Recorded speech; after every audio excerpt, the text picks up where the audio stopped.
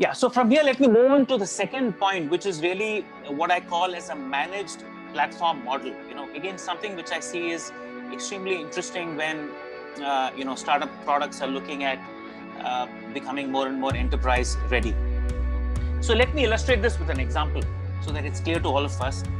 So there's a South African startup that I sort of closely am associated with by the name of FinChatBot, which is a conversational AI platform to help financial services providers acquire and retain customers while reducing their operating costs. Now, I think all of us know that there are several, chatbot platforms out there today. But the issues that they really face is really the absence of adequate domain knowledge to provide any significant insights, and the inability of these platforms to fully understand the complexity of any specific industry vertical.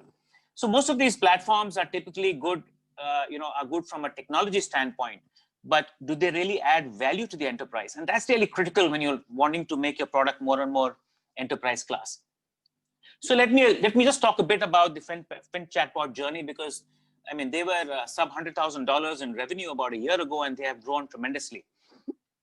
So they originally started in the insurance space and developed their MVP, keeping in mind needs in sales, customer care, and retention that insurance companies have. But as they went deeper, they sort of realized that insurance companies require a lot of hand-holding and consulting support to set up the right conversational flow for their customers, and then it's not just giving you a platform, but it's about really guiding them and providing the right advisory so that the conversation and the capability is actually brought to the forefront. So they then included a consulting service along with the product platform to actually co-create that conversation.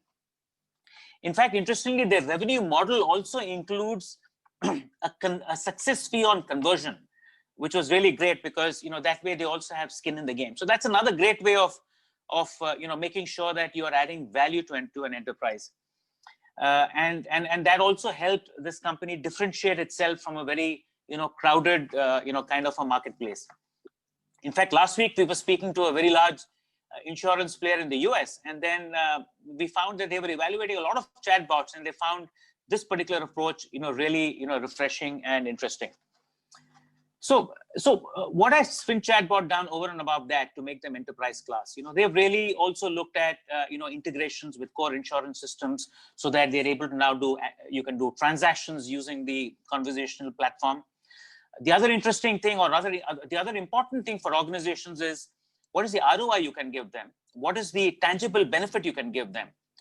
So I think using a managed platform, they were able to actually demonstrate a customer conversion rate which increased from 20% to 40%. It almost doubled it in about 12 months time.